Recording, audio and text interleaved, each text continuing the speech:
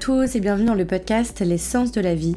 Aujourd'hui, on va parler du triangle de Cartman. Dans cet épisode, je vais vous aider à comprendre ces trois rôles relationnels, la victime, le sauveur, le persécuteur, le bourreau, comment on peut passer de l'un à l'autre sans vraiment s'en rendre compte, et surtout pourquoi on rejoue parfois les mêmes schémas dans nos relations. Je vous partagerai aussi comment pendant longtemps j'ai incarné le rôle du sauveur sans vraiment en avoir conscience, ce que ça a créé dans mes relations et comment j'ai appris progressivement à en sortir. Je m'appelle Candice, je suis psychopraticienne et à travers mes accompagnements, j'aide à libérer les blocages émotionnels, à réconcilier le corps, le cœur et l'esprit et à retrouver une vie plus alignée. Si cet épisode t'a plu, n'hésite pas à le partager à quelqu'un de ton entourage qui pourra en avoir besoin. Et si tu veux soutenir le podcast Les Sens de la vie, tu peux aussi laisser une jolie note ou un commentaire. Ça m'aide énormément et ça permet au podcast de toucher encore plus de personnes. Je suis très contente de pouvoir vous retrouver aujourd'hui pour parler de ce sujet qui me tient énormément à cœur. Donc il y a quelques semaines, on a parlé de l'hypervigilance, puis du fait de trop réfléchir, de suranalyser, et j'ai vraiment senti que beaucoup d'entre vous se reconnaissaient dans ces fonctionnements-là. Alors aujourd'hui, j'ai justement eu envie de reproposer un thème qui s'inscrit totalement dans cette continuité, un sujet qui nous concerne, je pense, énormément, surtout lorsqu'on est dans des schémas relationnels déséquilibrés, quand on a tendance à trop donner, à vouloir trop porter ou peut-être trop comprendre. On va parler du rôle du sauveur et plus largement donc du triangle de Cartman, comme je vous le disais. Un épisode un peu confrontant peut-être, un épisode qui va vous inviter à vous observer, un épisode qui m'a aussi moi-même demandé beaucoup d'honnêteté parce que ce rôle-là, je l'ai longtemps incarné. Et je pense aussi que ça a profondément influencé mes relations. Donc le triangle de Cartman, c'est un modèle relationnel qui explique pourquoi on rejoue toujours certaines dynamiques dans nos relations. Donc il y a trois postures, il va y avoir la victime, le persécuteur, le bourreau, et le sauveur. Mais ce qui est important de comprendre, c'est que on n'a pas un seul rôle, on n'a pas une seule posture, mais on peut passer de l'une à l'autre très rapidement. Donc pour ma part, pendant des années, je me suis reconnue dans le rôle du sauveur, pas de manière consciente bien évidemment, parce que quand on sauve, on a vraiment l'impression d'être quelqu'un de bien. Et je pense que très tôt, d'ailleurs, j'ai développé cette capacité à ressentir les autres, à capter les non-dits, à analyser les comportements, à comprendre aussi les blessures. Et ça m'a vraiment donné une forme de pouvoir, mais aussi une responsabilité invisible, je pense. Et dans nos relations, on a souvent l'impression que c'est à nous de maintenir l'équilibre quand on est le sauveur, que c'est à nous de comprendre l'autre, que c'est à nous de faire preuve de maturité, que c'est à nous d'apaiser. Et on va aussi choisir inconsciemment des partenaires qui sont bien souvent blessés, perdus ou instables émotionnellement. Et ça va activer quelque chose en nous. On va se dire qu'on va l'aider. On va se dire que on est celle ou celui qui va le comprendre, qui va être celle ou celui qui va rester. Et au fond, ça va nous donner une place, ça va nous donner de l'importance et surtout, ça va nous donner un but, que ce soit pour nous ou pour l'autre. Donc au début, quand on est face à ce rôle un petit peu de sauveur, on va se sentir fort, on va se sentir utile, on peut aussi se sentir important et indispensable aux yeux des autres. Mais le piège, c'est qu'on va petit à petit s'épuiser. On peut aussi se sentir frustré, pas toujours reconnu à la hauteur de ce qu'on donne. Et c'est là vraiment le piège du triangle qui va se mettre en place. Parce que quand le sauveur va trop donner et ne pas recevoir ce qu'il attend inconsciemment, il va devenir la victime. Puis parfois, quand ça déborde, il peut devenir aussi le bourreau, le persécuteur. Et là, ça va se transformer en un triangle qui va tourner en boucle. Donc ce qui se passe en fait dans le côté un petit peu inconscient lorsqu'on porte ce rôle de sauveur, c'est que on a d'une manière ou d'une autre envie de sécuriser un lien. On a créé une stratégie, une façon inconsciente de se dire que si on était indispensable, on nous quitterait pas. Et ça vient bien souvent d'une peur, la peur d'être abandonné, la peur de ne pas être choisi pour qui on est vraiment, ou la peur de ne pas suffire. Et c'est pour ça que ce rôle vient se mettre en place à ce moment-là dans nos relations. Je voulais d'ailleurs faire un petit lien avec l'épisode de la semaine dernière sur l'hypervigilance. Parce que lorsqu'on est sauveur, on est bien souvent hyper vigilant. On va surveiller les micro-changements, les silences, les humeurs, les comportements. On veut anticiper aussi parfois le conflit. On veut réparer avant même que ça explose parce que le déséquilibre nous insécure fortement lorsqu'on est dans le rôle du sauveur. On va prendre sur nous, on va essayer de comprendre, on va essayer de rationaliser, mais on va pas toujours se demander « et moi ?» dans tout ça. Donc c'est vraiment important de comprendre que quand on est dans un rôle de sauveur, on peut avoir aussi beaucoup d'hypervigilance. Donc si ça vous intéresse, je vous invite à aller écouter l'épisode de la semaine dernière, je vous en parle un peu plus en profondeur. Pour ma part, le moment où j'ai vraiment conscientisé que j'étais dans une posture de sauveur, ça a vraiment été lorsque j'ai observé mes relations. Donc que ce soit mes relations amoureuses, mais aussi amicales. Je me suis vraiment rendu compte que j'avais presque systématiquement ce besoin d'aider les autres. Pas juste de les soutenir, mais vraiment de prendre une forme de responsabilité émotionnelle, comme si leur équilibre dépendait complètement de moi en fait et de l'aide que j'allais leur apporter. J'avais vraiment ce réflexe de vouloir comprendre les blessures des autres, d'excuser certains comportements, de rationaliser des absences, et je cherchais aussi beaucoup à trouver des solutions aux autres. Et de ça, en fait, je pense que ça me donnait vraiment de la valeur. Je pense que je me sentais importante, je me sentais utile, je me sentais aussi indispensable pour les autres, mais avec le temps, je me suis vraiment rendu compte que je m'épuisais. Parce qu'en voulant sauver, je portais, et en portant, je m'oubliais, tout simplement. Et ça a vraiment été une grosse prise de conscience dans ma vie et dans mes relations. Et d'ailleurs, ce qui a été aussi très révélateur pour moi, c'est de comprendre que quand on est dans un rôle de sauveur, on fait énormément pour les autres. On va les comprendre, les excuser, on va porter pour eux. Mais dans le fond, on attend quelque chose. On attend que l'autre, un jour, fasse pareil pour nous. Et c'est pour ça qu'on va donner autant pour les autres, que ce soit dans des relations amicales, que ce soit aussi dans nos relations amoureuses, que des fois, on va s'oublier pour les autres, parce que inconsciemment, on va attendre qu'ils nous renvoient l'appareil. On va attendre que les autres, un jour, nous rassurent comme nous on les rassure, qui nous comprennent comme nous on les a compris, qui nous portent comme nous on les a portés. Sauf que on ne le dit pas, on n'a pas vraiment conscience, on va pas formuler ce besoin de cette façon. Et quand ça ne vient pas, on va sentir déçu, on va sentir incompris, on peut se sentir blessé.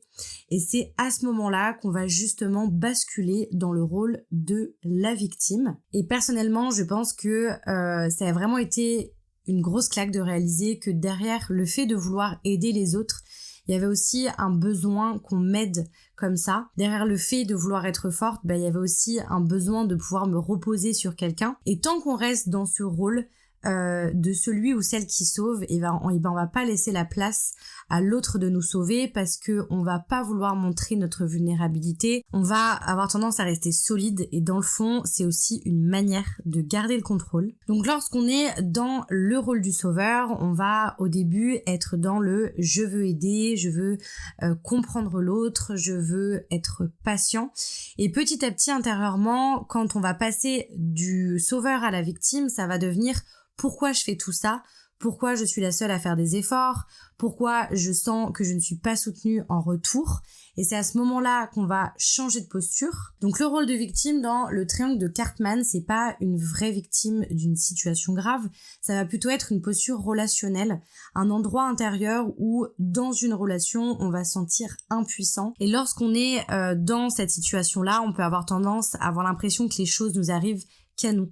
Qu'on subit, qu'on n'a pas vraiment le pouvoir sur ce qui se passe et que le changement aussi dépend énormément des autres. On peut aussi se plaindre beaucoup, attendre que l'autre comprenne tout seul nos besoins, espérer que la situation elle change grâce aux autres, et on peut aussi avoir tendance à se demander pourquoi ça nous arrive à nous, qu'on fait de notre mieux mais que ça ne suffit jamais, qu'on ne comprend pas, qu'on n'a pas vraiment le choix. Et la victime, en réalité, on peut penser que c'est quelqu'un qui va avoir tendance à beaucoup se plaindre, à un peu se lamenter sur son sort, alors que bien souvent, elle a simplement perdu le contact avec son pouvoir personnel et elle va penser que la solution est extérieure. Et ce qu'il y a derrière cette posture de victime, c'est bien souvent une blessure d'abandon, une blessure d'injustice, une faible estime de soi ou la peur aussi du conflit. Et la victime ne va pas se sentir capable de faire bouger les choses et elle peut aussi inconsciemment attirer à elle un sauveur parce qu'elle va espérer que quelqu'un viendra la rassurer, la protéger, va décider pour elle, la sortir un petit peu de cette situation-là. Mais ce qui est important de comprendre, c'est que tant que on reste dans cette posture, on va laisser son pouvoir à l'extérieur et aux autres. Et c'est bien souvent dans ces moments-là aussi qu'on va se sentir blessé, qu'on va se sentir incompris, qu'on va vraiment sentir que l'autre ne comprend pas notre mal-être. Et c'est aussi donc à ce moment-là qu'on va devenir le persécuteur. On va passer de je souffre à c'est de la faute de l'autre. Et dans ces moments-là, on peut critiquer, attaquer, reprocher beaucoup de choses à l'autre. Et c'est à ce moment-là qu'on va passer de je veux aider l'autre à je l'accuse parce que il ne me comprend pas, parce qu'il ne va pas réussir à me donner ce que j'attends qu'il me donne. Donc le rôle du persécuteur, c'est pas un monstre, c'est une posture relationnelle dans laquelle on reprend le pouvoir par la domination ou par le contrôle. Quand on est dans ce rôle-là, on peut facilement critiquer, faire des reproches, être dur dans nos paroles, utiliser le sarcasme ou chercher à avoir raison. C'est vraiment de mettre l'autre en position d'infériorité. Ça peut par exemple être le fait que si on est dur avec lui, on va moins souffrir, ou si on contrôle, on va pas risquer de perdre, ou si on attaque, on va plus être vulnérable. Donc bien souvent, le persécuteur va protéger une blessure. Donc ça va souvent être la blessure d'injustice ou la blessure d'abandon, parce que attaquer va donner l'illusion de puissance, alors qu'en réalité c'est bien souvent une réaction à une douleur non exprimée. Et c'est justement ce que je voulais vous partager dans cet épisode, et ce que je voulais un petit peu vous faire comprendre, c'est qu'on peut vraiment passer du rôle du sauveur au rôle de victime, au rôle de persécuteur, parce que bien souvent on a une posture qui est déclenchée par la douleur qui a été accumulée. Donc comment réussir à sortir et à se libérer du triangle de Cartman? Parce que comprendre les rôles, c'est une chose, mais se libérer de ces schémas, c'est un vrai chemin. Pour moi, la première chose que j'ai comprise, c'est que sortir du triangle, c'est pas changer les autres, c'est vraiment venir reprendre sa responsabilité. La première étape, c'est déjà l'honnêteté. C'est de se poser la question dans les moments de tension, est-ce que j'ai tendance à vouloir sauver? Est-ce que j'ai tendance à vouloir me positionner en victime ou encore attaquer? Donc l'objectif, c'est pas de venir se juger, c'est déjà dans un premier temps de venir observer, parce que tant que on va se raconter que c'est toujours les autres le problème, on va rester dans ce triangle. La sortie, elle va vraiment commencer quand on va se dire qu'on participe à cette dynamique. Et pour moi, ça va être quelque chose de très puissant. Si je suis dans la posture de victime, sortir du triangle va demander de reprendre mon pouvoir. Donc ça peut être d'arrêter d'attendre que les autres changent. Ça peut être aussi de poser des limites, de faire des choix, même inconfortables, d'assumer que on peut pas contrôler le comportement des autres. Et la victime va sortir du triangle quand elle va passer de je subis à je choisis. Si on est dans un rôle de sauveur, la libération va vraiment passer par quelque chose de très inconfortable. Ça va être lâcher la responsabilité émotionnelle des autres.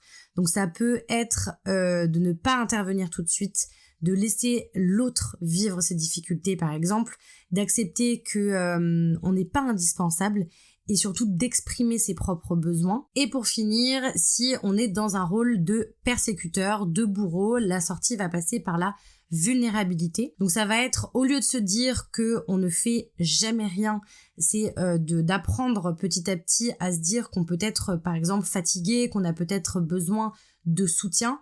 Alors ça va demander du courage parce que l'attaque va bien souvent protéger et la vulnérabilité peut exposer, mais c'est elle qui va créer des relations beaucoup plus saines et surtout qui va aider à sortir de ce rôle de persécuteur. Donc on va pas sortir du triangle de Cartman uniquement avec la tête, parce que ces rôles-là sont des mécanismes de survie qu'on a mis en place. Ils vont se déclencher parce que on va se sentir en insécurité, et bien souvent c'est aussi de l'ordre de l'inconscient. Donc il va aussi falloir apprendre à réguler notre système nerveux, à apaiser nos peurs, donc que ce soit nos peurs d'abandon, d'injustice, de rejet. Ça peut être aussi donc travailler justement sur ces blessures-là, sur les croyances qui peuvent être accompagnées avec. Et à ce moment-là, un accompagnement avec des outils spécifiques peuvent vraiment prendre tout leur sens, parce que tant que le corps est en alerte, il va rejouer les anciens rôles. Et ça, c'est très important d'en prendre conscience aussi. Donc voilà, le triangle de Cartman, c'est pas une étiquette, c'est pas un diagnostic, c'est pas quelque chose pour se juger. C'est plutôt une grille de lecture, une façon de comprendre pourquoi parfois on peut rejouer les mêmes scénarios avec des personnes différentes. Pourquoi on commence en voulant aider, puis en fait on se rend compte qu'on est incompris, puis on finit par attaquer les autres. Ce sont pas des défauts, ce sont des mécanismes de protection qui ont été mis en place. Pour ma part, moi, ça m'a profondément bouleversée de réaliser que je pouvais être les trois, que derrière ma posture de sauveuse, il y avait aussi une peur, un besoin d'être rassurée, un besoin d'être choisie. Et je pense que la vraie maturité émotionnelle, elle commence ici, quand on accepte de se voir avec honnêteté, sans culpabilité, sans honte. Sortir du triangle, c'est pas devenir parfait, c'est plutôt devenir conscient de nos fonctionnements, nos mécanismes. C'est arrêter d'attendre que l'autre change pour aller mieux. C'est arrêter aussi de vouloir réparer pour être aimé. C'est arrêter d'attaquer pour ne plus ressentir. C'est revenir à soi, à sa responsabilité, à sa vulnérabilité, à sa puissance aussi. Et peut-être que la vraie sécurité, c'est pas de sauver, c'est pas de subir, c'est pas non plus de contrôler, c'est d'oser être soi sans jouer un rôle. Voilà, si cet épisode vous a parlé, si vous êtes reconnu peut-être dans l'un de ces rôles, prenez-le comme une invitation à observer, à ajuster et peut-être à évoluer. Voilà, merci beaucoup pour votre écoute. J'espère en tout cas que cet épisode vous aura parlé, qu'il vous aura peut-être apporté des réponses, une autre perception des choses. Merci beaucoup pour votre écoute et je vous dis à la semaine prochaine pour un tout nouvel épisode.